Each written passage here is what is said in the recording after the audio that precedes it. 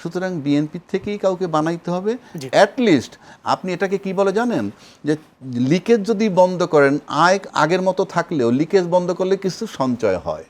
তো সেক্ষেত্রে তাকে সরাই দিলে পরে বিএনপির যদি লোক থাকে ওখানে, সেটাই প্রধানমন্ত্রী তারেক রহমানের জন্য একটা বিরাট অর্জন, এই কারণে যে সে তার লয়াল লোকটা গণভবনে পাচ্ছে।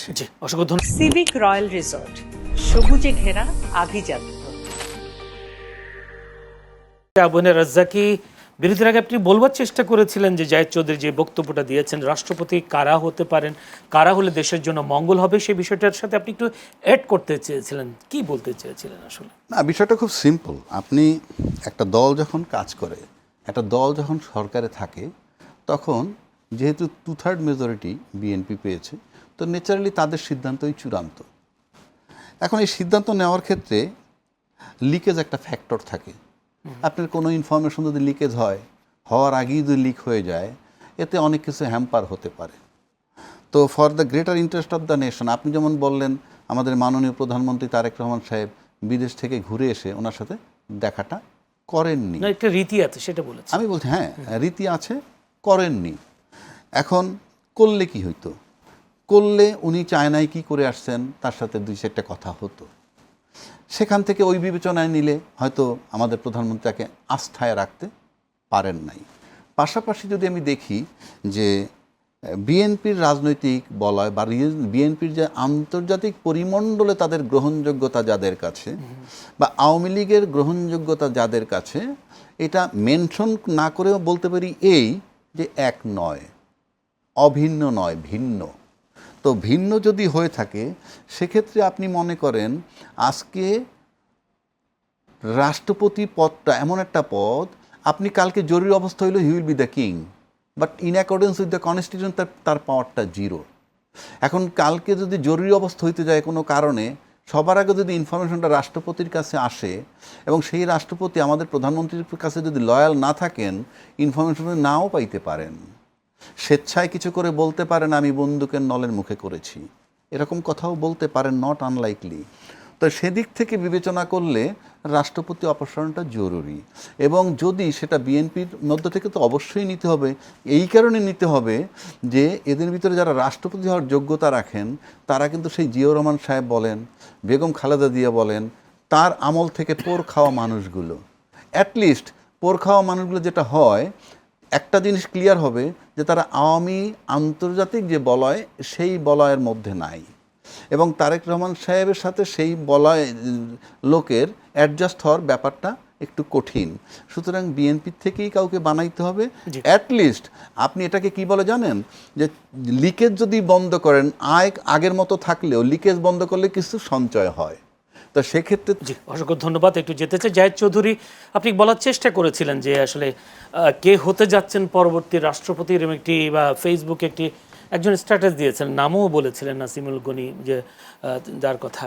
কিন্তু আমরা দেখলাম আলোচনায় আরও কয়েকজন আছেন, তাদের মধ্যে খন্দকার মোশাররফ হোসেন, আব্দুল মঈন খান, এরকম কয়েকজনের নামও শোনা যাচ্ছে। আসলে কি বাস্তবে নাসিমুল গনি হচ্ছে নাকি রাষ্ট্রপতি, নাকি অন্য কোনো কেউ হতে পারে, বা নাসিমুল গনি হওয়ার সম্ভাবনাটা কতটুকু, বা আইনি হতে পারে কিনা, আপনি একটু করে বলবার চেষ্টা করেছিলেন? এটা প্রথমত দেখেন যে এটা একমাত্র মাননীয় প্রধানমন্ত্রী বলতে পারবেন। আমার ধারণা উনি এই মুহূর্তে হয়তো জানেন যে পরবর্তী রাষ্ট্রপতি কে হবেন, যদিও নির্বাচনী প্রক্রিয়া আছে, পার্লামেন্টের মাধ্যমে হবে, কিন্তু আমাদের যে সিস্টেম, যে আমার মনে হয় যে প্রধানমন্ত্রীর বাইরে আর কেউই এই মুহূর্তে যিনি হবেন, উনি নিজেও মনে হয় জানেন না যে উনি রাষ্ট্রপতি হচ্ছেন কিনা। কারণ আমার সাংবাদিকতা জীবনে একটা ভালো এক্সপিরিয়েন্স, বিটার এক্সপিরিয়েন্স আছে এইভাবে। আমি তখন মানব জমিনে কাজ করি, চিফ রিপোর্টার মানব জমিনের। ইয়াজউদ্দিন সাহেব যেদিন বিএনপির ইন্টারনাল ডিসিশন হয়ে গেল যে ওনাকে রাষ্ট্রপতি করা হবে, পরের দিন তার ফর্মালিটিস হবে স্ট্যান্ডিং কমিটির বৈঠকে। তো আমি যখন আমার সোর্সের মাধ্যমে কনফার্ম হলাম যে উনি রাষ্ট্রপতি হচ্ছেন, আমি ওনার বাসায় ছুটে গেলাম, গুলশানে ওনার মেয়ের বাসায়। উনি জাস্ট একদিন আগে শিফট করে ওনার মেয়ের বাসায় গেছেন, এবং উনি আসলেই লিটারেলি ওই সময় উনি জানতেন না যে উনি রাষ্ট্রপতি হচ্ছেন। উনি আমাকে বললেন যে আপনার মুখে ফুল চন্দন পড়ুক, এটাই মানব জমিনের হেডিং হয়েছিল।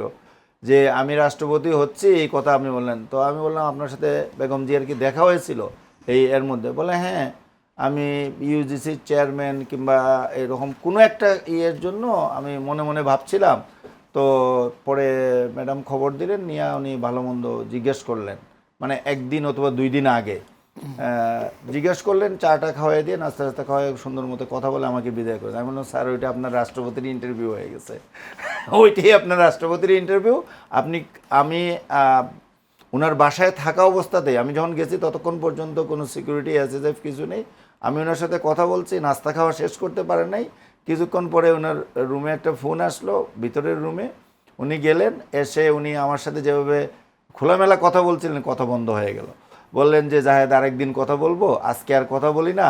তো আমি বললাম স্যার ঠিক আছে, আমি যা বুঝার তো বুঝে গেছি, আপনি রাষ্ট্রপতি হলে আমাকে বঙ্গভবনে একটা ডিনার অথবা লাঞ্চ করেন। বললেন ঠিক আছে আপনারে, এবং উনি তাই করিয়েছিলেন। পরে আমাকে ইনভাইট করে নিয়ে ওইখানে দাওয়াত দিয়ে খাইয়েছিলেন। তো এটা হলো, আমি বলছিলাম এই গল্পটা বললাম এই কারণে যে এটা এমনই গোপন রাখা হয়, কিংবা নির্দিষ্ট লোক ছাড়া, প্রধানমন্ত্রী ছাড়া, মাননীয় প্রধানমন্ত্রীর জিনিস অন্যদের বলার কোনো সুযোগ নেই। তবে আমি এখানে একটা কথা বলতে চাই যে দেখেন, ব্যারিস্টার জমির উদ্দিন সরকার দীর্ঘদিন ভারপ্রাপ্ত রাষ্ট্রপতির দায়িত্ব পালন করেছিলেন, এবং ওনাকেই তখন ওনার পরিবর্তে জমির উদ্দিন সরকারকে ইয়াজউদ্দিন আহমেদকে রাষ্ট্রপতি করা হয়েছিল। এবং পরবর্তীতে আপনি জানেন 1/11-এর সময় একটা সিচুয়েশন ক্রিয়েট হয়েছিল।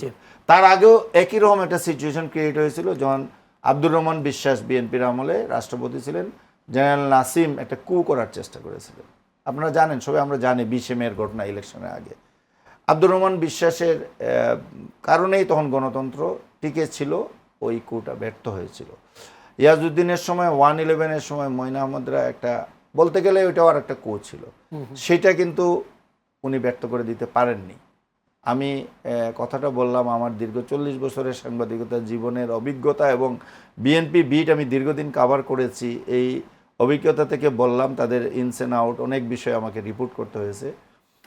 আমি মনে করি ব্যক্তিগতভাবে রাজনীতি, এখানে যারা রাজনীতির সাথে জড়িত তাদের এটা প্রাপ্য। একটা মানুষের রাজনীতি করে দীর্ঘদিন, আপনার যেমন এখন তারেক রহমান সাহেব আসছেন, যে অনেক দিন ধরে 2001 সালের নির্বাচনের আগে কাজ করছেন, এই করছেন, আলটিমেটলি উনি প্রাইম মিনিস্টার হয়েছেন। এরকম মন্ত্রিত্ব কিংবা রাষ্ট্রপতি হওয়া যারা দলের প্রবীণ লোকজন আছেন, হ্যাঁ, তাদের একটা আকাঙ্ক্ষা থাকে, চাহিদা থাকে, এবং তারা কিন্তু দলের প্রতি কমিটেড থাকে, রাষ্ট্রের প্রতি কমিটেড থাকে, সমাজের প্রতি কমিটেড থাকে। আমি এই কথাটা দিয়ে কী বোঝাতে চেয়েছি, তাদের একটা অবস্থান থাকে, তাদের এক ধরনের অবস্থান থাকে।